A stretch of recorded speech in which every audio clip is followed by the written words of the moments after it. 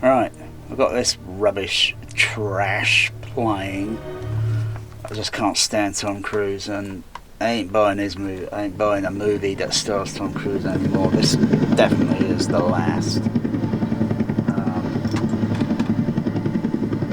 I guess none of you Atmos fanboys out there probably even recognise the sound in the background. I mean, the microphone sensitivity ain't as good, and it's not going to be as good as our hearing, auditory. Yeah, that's a bit of a long word to get around, isn't it? Auditory. You know, there's the rubbish scene, you know, where he jumps up onto a bloody rope, and then a bloody helicopter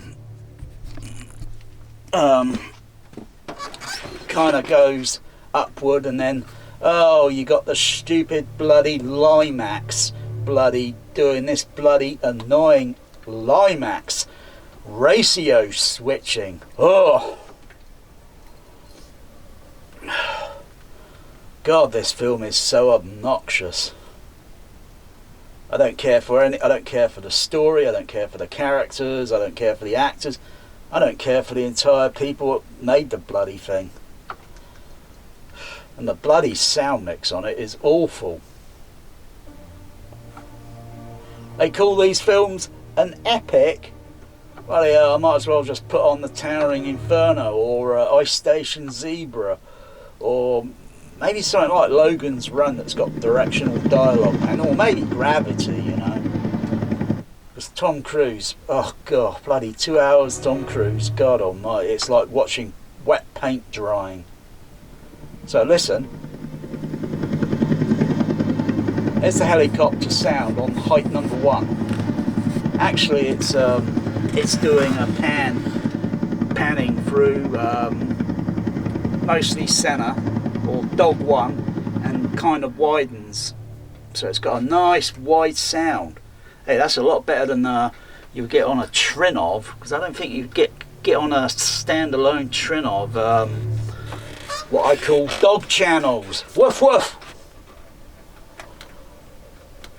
Because hey, I'm a fucking ex-projectionist. I've been there, fucking done that. Fucking hell, I even worked in a cinema fucking back in '89 that had overhead surrounds. UCI, Tower Park. 10 screens. Dolby SR, Dolby A, fucking Dolby CP55, Cinemacanica Victoria 5 35mm projectors. Fucking been there, fucking done it, fucking heard it, fucking all before. The only difference now is, different Kodak, so they can do it discrete channel. Oh, and it's not really an object base and all that. That's bullshit. It's just another channel, just like what Dolby 7.1 was when that first came out, and some of the early mixes or whatever, some of them were pretty rubbish, because all they're putting in the back is sometimes just sound effects, no music, right? So it's, the more surround mixing they do, the more it surround and mixes and stays and remains the same. Because if a lot of you haven't noticed, you ain't listening. You're bloody tone deaf, bloody hell, a lot of you. I just can't stand the fucking photography on this bloody film. It is so unnatural. Yeah, I know it's photography, but I don't even fucking hell. I prefer the days when they used real film cameras and lenses and anamorphic lenses for doing scope movies and such, but this bloody movie is absolutely appalling.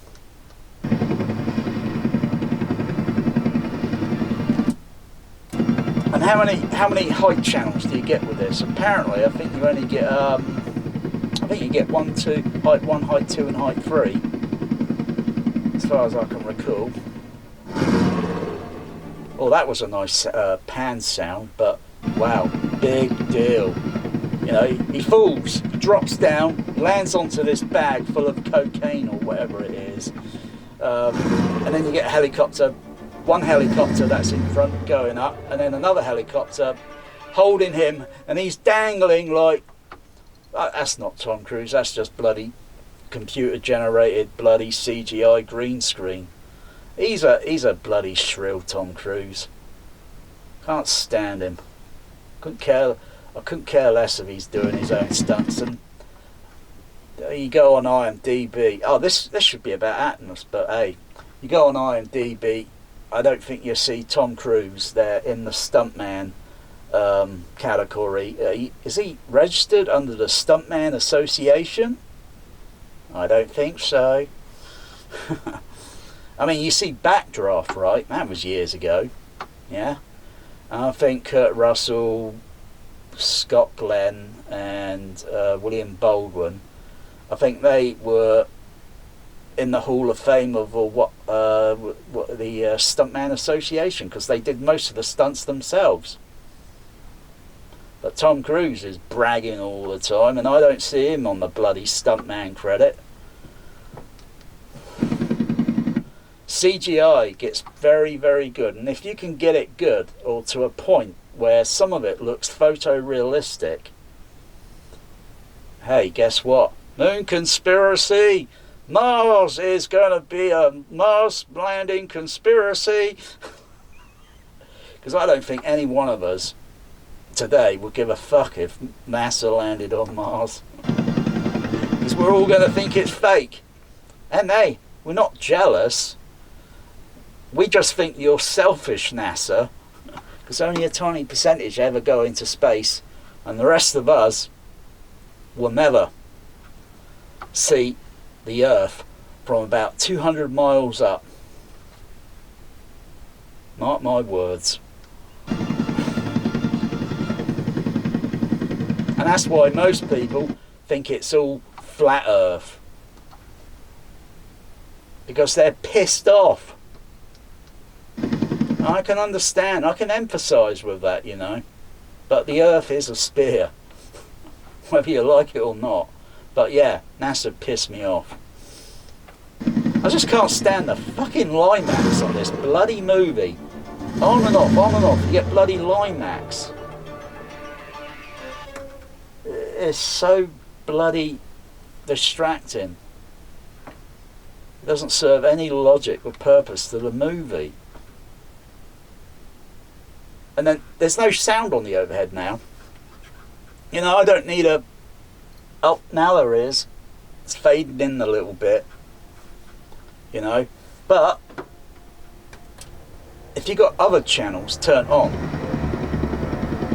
and then you mute other channels, and then unmute, and then so forth. That's the overheads on that you can hear in the background at the moment. Not that I really give a fuck. I mean, how many home theatres with a Trinog use 9 overheads? I haven't seen one home theatre on YouTube.